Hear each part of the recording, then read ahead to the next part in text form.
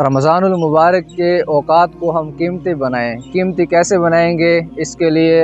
کسی اہل علم سے رابطہ کر لیں کہ ہمیں بتائیں کہ ہم اپنے رمضان کے اوقات کو کیسے قیمتی بنائیں۔ اہل علم سے رابطہ کریں، علماء کرام سے رابطہ کریں کہ ہمیں بتائیں کہ اللہ کے نبی صلی اللہ علیہ وسلم رمضان المبارک کا مہینہ کیسے گزارتے تھے۔ حضرت عائشہ رضی اللہ تعالی عنہ فرماتی ہیں کہ جب رمضان کا مہینہ آتا تھا تو اللہ کے نبی صلی اللہ علیہ وسلم اپنی کمر کو کس لیتے تھے، یعنی اپنی ہمت کو باندھ لیتے تھے، اور اس وقت تک بستر پہ نہیں آتے تھے جب تک کہ رمضان گزرنا جاتا۔ اور خاص طور پہ رمضان کے آخری 10 دنوں کے اندر اللہ کے نبی صلی اللہ علیہ وسلم اتنی عبادات کے اندر مشقت اٹھاتے تھے، پورا سال اتنی عبادات کے اندر مشقت نہیں اٹھاتے تھے۔ اور اس لیے علماء کرام نے فرمایا کہ جو بندہ رمضان المبارک کے اندر 90 گھنٹوں کو قیمتی بنا لے تو سارے رمضان کو گویا کہ اس نے قیمتی بنا لیا۔ اور روزانہ کے حساب سے 3 گھنٹے ہیں،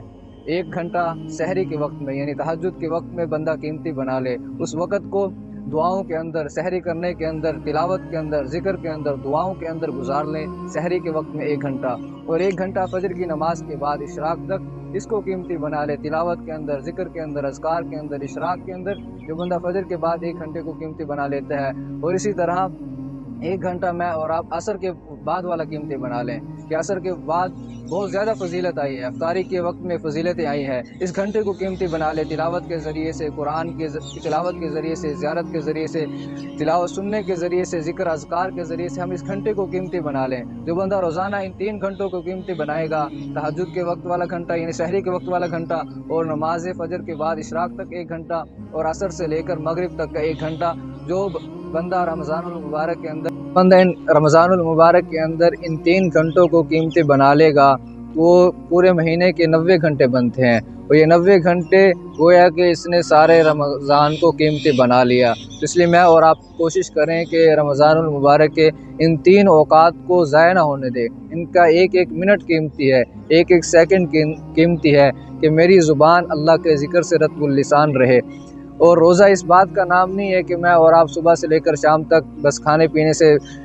خالی رہیں، کھائے پیے کچھ نہیں، بس ہمارا روزہ نہیں بھئی۔ روزہ ہماری زبان کا روزہ بھی ہے، آنکھوں کا روزہ بھی ہے، کان کا روزہ بھی ہے، ہاتھ کا روزہ ہے، دل و دماغ کا روزہ ہے کہ میری زبان سے جھوٹ نہ نکلے، میری زبان سے کسی کی دل آزاری نہ ہو، میری زبان سے الزام تراشی نہ ہو، میری زبان سے کوئی فحش بات نہ نکلے، کوئی گالی نہ نکلے، میرے کان سے میں کسی کی غیبت نہ سنوں، کوئی گانا نہ سنوں، میں آنکھ سے کوئی نامحرم لڑکی کو نہ دیکھوں، نہ میں آنکھ سے کوئی فلم ڈرامے دیکھوں، نہ میں آنکھ سے بد نظری کروں، اور میں اپنے ہاتھوں سے وہ پکڑوں گا جس کا مجھے اللہ نے حکم دیا ہے، میں زبان سے وہ بولوں گا جس کا مجھے اللہ نے حکم دیا ہے، کانوں سے وہ سنوں گا جس کا اللہ نے حکم دیا ہے، اور دل کے اندر کسی کے لیے نفرت نہ ہو، بغض نہ ہو، حسد نہ ہو،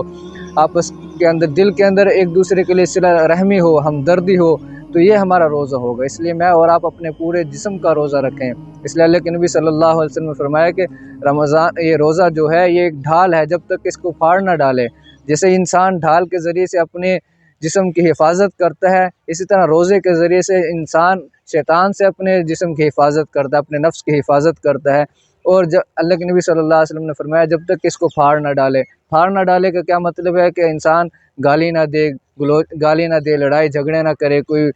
نامحرم کو نہ دیکھے، کوئی برائی نہ سنے، کوئی غیبت نہ سنے، یہ اس کو پھاڑ نہ ڈالے کا مطلب ہے۔